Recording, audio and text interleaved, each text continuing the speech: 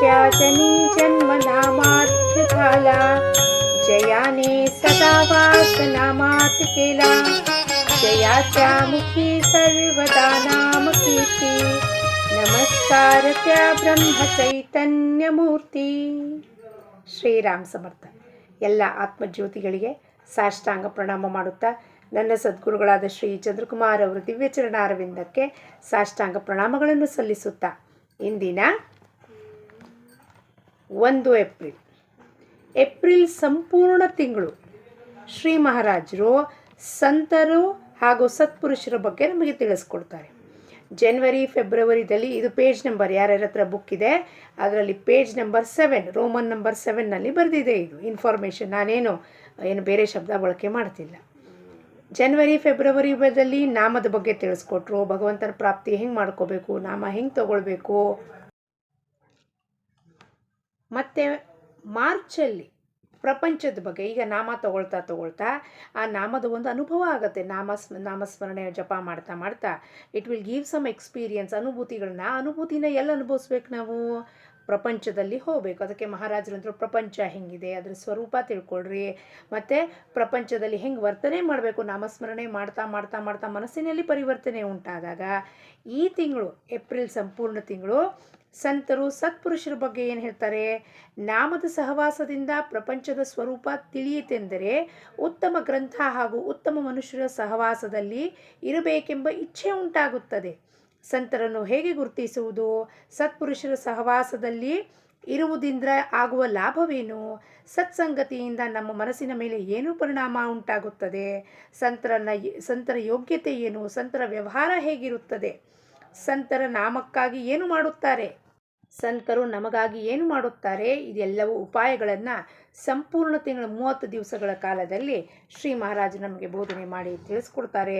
ನಾವೆಲ್ಲ ಅದರ ಶ್ರವಣ, ಚಿಂತನ, ಮನನ ಮಾಡಿ ನಮ್ಮ ಜೀವನದಲ್ಲಿ ಅಳವಡಿಸ್ಕೊಂಡು ಆ ಭಗವಂತನ ಕೃಪೆಗೆ ಪಾತ್ರರಾಗೋಣ ಅಂತ ಹೇಳುತ್ತಾ ಇಂದಿನ ಪ್ರವಚನ, ಜೀವನದಲ್ಲಿ ಸಹವಾಸಕ್ಕೆ ಅತ್ಯಂತ ಮಹತ್ವವಿರುತ್ತದೆ. ಸಹವಾಸ, ಯಾರ ಜೊತೆ ನಾವು ಸಂಘ ಮಾಡ್ತೀವೋ, ಸಹವಾಸ ಮಾಡ್ತೀವೋ ಅವರಂತಲೇ ಅದಕ್ಕೆ ಬಹಳ ಅತ್ಯಂತ ಮಹತ್ವ ಇರೋದು, ಇಂಪಾರ್ಟೆನ್ಸ್ ಇದೆ ಅಂತ ಶ್ರೀ ಮಹಾರಾಜರು ಹೇಳ್ತಾರೆ. ಇವತ್ತು ಎಲ್ಲರೂ ಏಪ್ರಿಲ್ ಫೂಲ್ ಅಂತ ಏನು ಹಾಕ್ತಿದ್ದಾರಪ್ಪ, ಕೋಟ್ ಹಾಕ್ತಿದ್ದಾರೆ. ಏಪ್ರಿಲ್ ಫೂಲ್ ಅಂತಾದರೆ ಸಂತರು ಸತ್ಪುರುಷರು ಅಂತಾರೆ ಇಡೀ ಜೀವನ ನಾವು ಫೂಲೇ ಆಗಿದ್ದೀವಿ ಅಂತ. ಯಾಕೆಂದರೆ ಈ ಪ್ರಪಂಚ ಸತ್ಯ ಅಂತ ತಿಳ್ಕೊಂಡು ಇದರಲ್ಲಿ ಬದುಕ್ಬಿಟ್ಟು ಇಡೀ ಜೀವನ ಮೂರ್ಖತನದಲ್ಲೇ ಬದುಕಿದ್ವಿ. ಎಲ್ಲಿವರೆಗೂ ಗುರು ಸಿಗೋದಿಲ್ಲ ಅಲ್ಲಿವರೆಗೂ. ಗುರು ಸಿಕ್ಕದ ಮೇಲೆ ನಮ್ಮ ಜೀವನದ ಫ್ಲಿಪ್ ಆಗೋಗುತ್ತೆ, ಟರ್ನ್ ಆಗೋಗುತ್ತೆ ನಮ್ಮ ಜೀವನ. ಗುರು ಸಿಗೋ ತನಕ ನಾವೆಲ್ಲರೂ ಪ್ರಪಂಚದಲ್ಲಿ ನಂದು ನಿಂದು ಜೀವನ ಎಲ್ಲ ಸೇಮ್ ಇದೆ ಅಂತ ಬದುಕ್ತಾ ಇರ್ತೀವಿ. ಬಂದ್ವಿ, ಊಟ ಮಾಡಿದ್ವಿ, ತಿಂದ್ವಿ, ಮಲ್ಕೊಂಡ್ವಿ, ಆಮೇಲೆ ಒಂದು ದಿವಸ ಹೊಟ್ಟೋಗ್ವಿ. ಅದು ಅಲ್ಲ. ನಮ್ಮ ಜೀವನಕ್ಕೆ ಒಂದು ಚಲನವಲನ, ಒಂದು ಧ್ಯೇಯ, ಒಂದು ಗುರಿ ಉಂಟು, ಪರ್ಪಸ್ ಉಂಟು. ನರ ಜನ್ಮಕ್ಕೆ ಬಂದು ಈ ಭಗವಂತನ ಪ್ರಾಪ್ತಿ ಮಾಡ್ಕೊಳ್ಳಿಲ್ಲ ಅಂದರೆ ವ್ಯರ್ಥ ಆಯಿತು ಅಂತ ಗುರು ಬಂದು ತಿಳಿಸ್ತಾನೆ. ಏನು ಹೇಳ್ತಾರೆ ಶ್ರೀ ಮಹಾರಾಜರು? ಎಲ್ಲರೂ ಸೇರಿ ನೋಡೋಣ. ಜೀವನದಲ್ಲಿ ಸಹವಾಸಕ್ಕೆ ಅತ್ಯಂತ ಮಹತ್ವವಿರುತ್ತದೆ. ಸಹವಾಸದ ಪರಿಣಾಮವು ಅನಾಯಾಸವಾಗಿ ಅಲ್ಲದೆ ಬಹಳಷ್ಟು ಮಟ್ಟಿಗೆ ನಮಗೆ ಗೊತ್ತಿಲ್ಲದಂತೆ ಆಗುತ್ತಾ ಇರುತ್ತದೆ. ಒಂದು ಲೋಹ ತಗೊಂಡು ಚುಂಬಕದತ್ತ ಇಟ್ಬಿಟ್ರೆ, ಚುಂಬಕ ಇಟ್ಕೂಡೆ ಲೋಹ ಅಲ್ಲಿ ಪಕ್ಕದಲ್ಲೇ ಟಪಕ್ ಅಂತ ಅಂಟ್ಕೊಂಡ್ಬಿಡುತ್ತೆ. ಅದಕ್ಕೇನಾದ್ರು ಪ್ರಯಾಸ ಮಾಡಬೇಕಾಗತ್ತಾ? ಎಫರ್ಟ್ಸ್ ಆಗಬೇಕಾ? ಇಲ್ಲ, ಅನಾಯಾಸವಾಗಿ ಹೋಗಿ ಟಕ್ ಅಂತ ಅಂಟ್ಕೊಂಡ್ಬಿಡುತ್ತೆ. ಅದೇ ರೀತಿ ಸಹವಾಸ ಗೊತ್ತಿಲ್ಲದಲ್ಲೇ ಸಹವಾಸದ ಪರಿಣಾಮ ಉಂಟಾಗ್ತಾ ಇರುತ್ತೆ. ಸತ್ಸಂಗತಿಯು ಅತ್ಯಂತ ಭಾಗ್ಯದಿಂದ ಪ್ರಾಪ್ತವಾಗುತ್ತದೆ. ಅದು ಪೂರ್ವ ಪುಣ್ಯದಿಂದಲೇ ಬಂದಿರುತ್ತದೆ. ಹಾಗೂ 4ನೇಯವನು ಮೋಟರಿನಿಂದ ಬಂದನು. ಎಲ್ಲರೂ ಒಂದೇ ಸ್ಥಾನದಿಂದ ಹೊರಟಿರುವುದರಿಂದ ಮೋಟರಿನಿಂದ ಹೊರಟವನು ಸಹಜವಾಗಿ ಎಲ್ಲರಿಗಿಂತ ಮೊದಲು ಮುಟ್ಟುವನು. ಅಂದರೆ ಅವನು ಯಾವುದರ ಸಹವಾಸ ಮಾಡಿದನೋ ಅದರ ಗುಣಧರ್ಮಗಳು ಅವನಿಗೆ ಅನಾಯಾಸೇ ಪ್ರಾಪ್ತವಾಯಿತು. ಯಾರ್ಯಾರು ಹೆಂಗೆ ಬಂದರೋ ಅದರ ಗುಣಧರ್ಮ ಹೆಂಗಿತ್ತು. ಎತ್ತಿನ ಗಾಡಿದಲ್ಲಿ ಬಂದರೆ 4-5 ದಿವಸ ಬೇಕು, 1 ವಾರ ಬೇಕು. ರೈಲ್ ಗಾಡಿದಲ್ಲಿ ಬಂದರೆ 1 ದಿವಸ ಬೇಕು. ಕಾರ್ನಲ್ಲಿ ಬಂದರೆ 5-6 ಅವರ್ಸಲ್ಲಿ. ಅಂದರೆ ಯಾರು ಸಂಘ ಮಾಡಿದ್ವೋ ಆ ರೀತಿಯಲ್ಲಿ ಆ ಫಲ ಅಥವಾ ನಮಗೆ ಅನಾಯಾಸವಾಗಿ ವಿತೌಟ್ ಎನಿ ಎಫರ್ಟ್ಸ್ ನಮಗೆ ಸಿಕ್ತು. ಸಹವಾಸದ 2ನೆಯ ಆಶ್ಚರ್ಯವೇನೆಂದರೆ, ನಾವು ಯಾರು ಸಹವಾಸದಲ್ಲಿ ಇರುತ್ತೇವೆಯೋ ಅವರ ಮುಂದೆ ನಮ್ಮ ಕರ್ತೃತ್ವದ ಲೋಪವಾಗುತ್ತದೆ. ಎಷ್ಟು ಜನರು ವಿದೇಶಕ್ಕೆ ಹೋಗಿ ಶಿಕ್ಷಣ ಪಡೆದು ವಕೀಲರು, ಡಾಕ್ಟರರು ಆಗಿರುತ್ತಾರೆ. ಅವರ ತಿರುಗಿ ಇಲ್ಲಿಗೆ ಬಂದ ಮೇಲೆ ತಿರುಗಿ ಇಲ್ಲಿಗೆ ಬಂದ ಮೇಲೆ ಇಲ್ಲಿಯ ಹೆಣ್ಣು ಮಕ್ಕಳೊಂದಿಗೆ ಮದುವೆ ಆಗುತ್ತಾರೆ. ಆ ಹೆಣ್ಣು ಮಕ್ಕಳು ವಿಶೇಷ ಕಲ್ತಿರೋದಕ್ಕಿಲ್ಲ, ಅವರೇನು ಬಹಳ ದೊಡ್ಡ ಪದವಿ ಥರ ಅಂದರೆ ಶಿಕ್ಷಣ ತಗೊಂಡಿರೋದಿಲ್ಲ. ಆದರೆ ವಕೀಲಿನೊಂದಿಗೆ ಮದುವೆಯಾದವಳು ವಕೀಲಿನಿ ಎಂದು ಅನ್ನಿಸಿಕೊಳ್ಳುತ್ತಾಳೆ. ಡಾಕ್ಟರೊಂದಿಗೆ ಮದುವೆಯಾದವಳು ಡಾಕ್ಟರಿನ್ ಎಂದು ಅನಿಸಿಕೊಳ್ಳುತ್ತಾಳೆ. ಈ ರೀತಿಯಾಗಿ ದೇಹದ ಸಹವಾಸದಿಂದಲೇ ಸಾಮಾನ್ಯ ಮನುಷ್ಯರ ಗುಣಧರ್ಮಗಳು ನಮ್ಮಲ್ಲಿ ಬರುತ್ತಿರುವಾಗ ಸತ್ಸಂಗತಿಯ ಪರಿಣಾಮ ಎಷ್ಟು ಆಗಬಹುದು? Exclamatory mark. ಇನ್ನು ಡಾಕ್ಟರ್ ಹೆಂಡತಿ ಆದರೆ ನಾವು ಮೇಡಮ್ ಅಂತ ಹೇಳ್ತೀವಿ ಅವರಿಗೆ, ಮೇಡಮ್ ಸರ್ ಇದ್ದಾರಾ, ಡಾಕ್ಟರ್ ಸರ್ ಇದ್ದಾರಾ ಅಂತ. ವಕೀಲ ಹೆಂಡತಿಗೂ ಹಂಗೆ ಹೇಳ್ತೀವಿ, ಮೇಡಮ್ ಸರ್ ಲಾಯರ್ ಸರ್ ಇದ್ದಾರಾ ಅಂತ. ಸೊ ಆಟೋಮೆಟಿಕಲಿ ಅವಳಿಗೆ ಮೇಡಮ್ ಪದವಿ ಕೊಟ್ಟೇ ಬಿಡ್ತಾರೆ ಜನ. ಏನಮ್ಮ ಅವರು ವಕೀಲರು ಇದ್ದಾರಾ ಅಂತ ಕೇಳೋದಿಲ್ಲ. ವಕೀಲ ತಕ್ಕಂಗೆ ಅವರಿಗೆ ಮಾನ ಸಮ್ಮಾನವನ್ನು ಇದಕ್ಕೆ ಅವರು ಕಷ್ಟಪಟ್ಟಿದ್ರ ಇಲ್ಲ, ಅನಾಯಾಸೆ ಪ್ರಾಪ್ತ ಆಗುತ್ತೆ. ಅಂದಮೇಲೆ ಸತ್ಸಂಗತಕ್ಕೆ ಎಷ್ಟು ಮಹತ್ವ ಇದೆ. ಅದಕ್ಕೆ ದಾಸಶ್ರೇಷ್ಠರು ರಾಜಾರಾಮರು ಏನು ಹೇಳ್ತಾರೆ? अपार तो जाण सत्संगाचा महिमा, दुजी नसे उपमा तेही लोकी. ಅಪಾರ ತೋ ಜಾಣ. ಅಪಾರ ಅಂದರೆ ಏನು?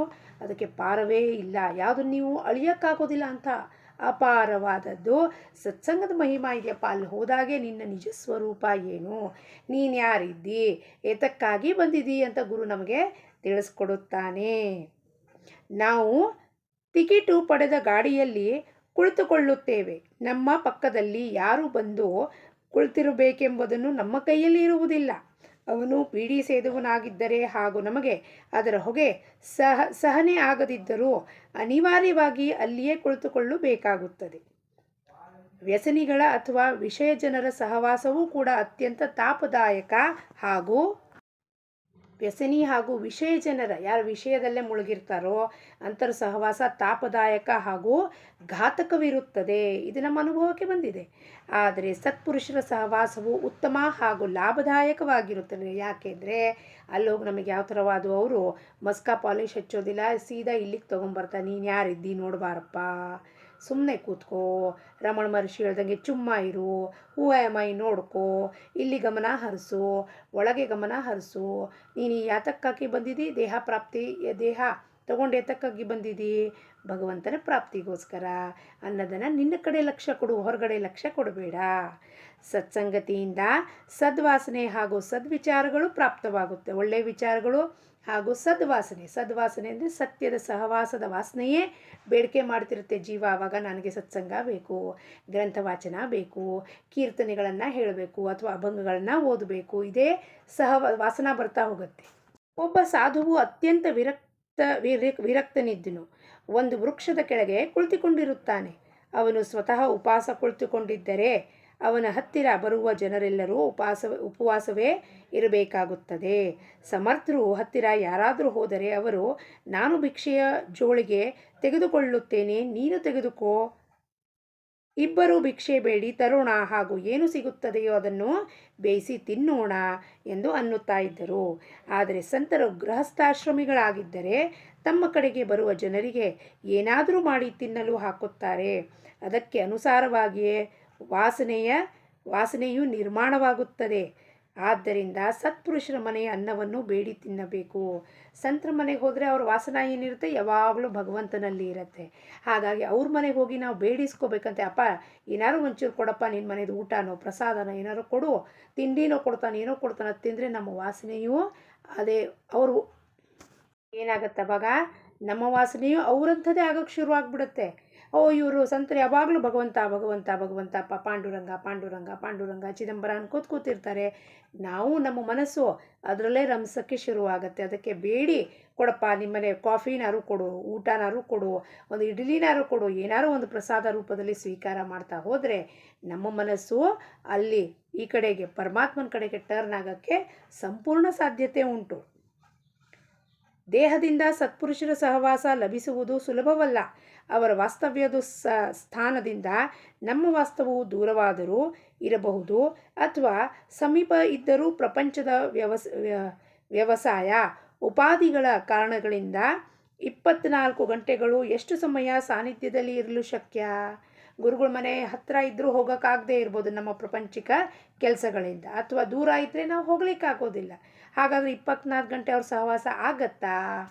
ಶಕ್ಯ ಇದೆಯಾ? ಇದು ಯಾವಾಗಲೂ ಪಾಸಿಬಲ್ ಇದೆಯಾ ಫಿಸಿಕಲಿ ಗುರುಗಳ ಹತ್ರ ಇರಲಿಕ್ಕೆ? ಯಾರು ಅಲ್ಲೇ ಆಶ್ರಮದಲ್ಲಿರ್ತಾರೋ ಮಠದಲ್ಲಿರ್ತಾರೋ ಮಾತು ಬೇರೆ, ಆದರೆ ಯಾರು ದೂರ ದೂರ ಇರ್ತಾರೋ ಅವ್ರು ಹೆಂಗೆ ಬರ್ತಾರಪ್ಪ? ಒಂದು ಸತಿ ಬರ್ತಾರೆ, ಹೋಗ್ತಾರೆ, ಬರಬೇಕು ಅಂತ ಇಚ್ಛಾ ಇರುತ್ತೆ, ಆದರೆ ಬರಲಿಕ್ಕಾಗೋದಿಲ್ಲ. ಅಂದಮೇಲೆ ದೇಹದ ಸಂಗತಿಯು ಎಷ್ಟು ಪ್ರಾಪ್ತವಾದೀತು? Question mark. ಆದ್ದರಿಂದ ನಾಮದ ಸಂಗತಿಯೇ ಸರ್ವರಿಗೂ ಸರ್ವಕಾಲದಲ್ಲಿಯೂ ಪ್ರಾಪ್ತವಾಗುವಂಥ ಶ್ರೇಷ್ಠ ಸಂಗತಿವಾಗಿರುತ್ತದೆ. ಬೇಜಾರು ಪಟ್ಕೋಬಾರ್ದು, ಏಕೆಂದರೆ ಗುರುನಾಥ ಬಂದು ಏನು ಕೊಟ್ಟಿರ್ತಾನೆ? ಆ ನಾಮ ಕೊಟ್ಟಿರ್ತಾನೆ. ಆ ನಾಮದ ಸಂಗತಿಯಲ್ಲೇ, ನಾಮಸ್ಮರಣೆಯಲ್ಲೇ ಗುರು ತನ್ನ ಶಕ್ತಿ ಹಾಕ್ಕೊಟ್ಟಿದ್ದಾನೆ. ಅಂದರೆ ಆ ನಾಮದಲ್ಲೇ ಗುರು ಇರ್ತಾನೆ ಅಂತ ಭಾವಿಸಿ ನಾವು ಆ ನಾಮ ಗಟ್ಟಿಯಾಗಿ ಹಿಡ್ಕೊಂಡಾಗಿದ್ದರೆ ಗುರು ಸದಾ ನಮ್ಮ ಜೊತೆಗೆ ಇರುತ್ತಾನೆ. ಇಂದಿನ ಬೋಧವಚನ: ಪರಮಾರ್ಥ ಸಾಧಿಸುವುದಕ್ಕಾಗಿ ಸತ್ಸಂಗತಿಯೇ ಅತ್ಯಂತ ಉಪಯೋಗವಾಗುತ್ತದೆ. ಪರಮಾರ್ಥ ಸಾಧಿಸಬೇಕು ಅಂದರೆ ಫಸ್ಟ್ ಸತ್ಸಂಗಕ್ಕೆ ಹೋಗಬೇಕು ಅಂತ ಹೇಳ್ತಾ ಜಾನಕಿ ಜೀವನ ಸ್ಮರಣೆ. ಜೈ ಜೈ ರಾಮ್. ಲೋಕಾಹ ಸಮಸ್ತಾಹ ಸುಖಿನೋ ಭವಂತು.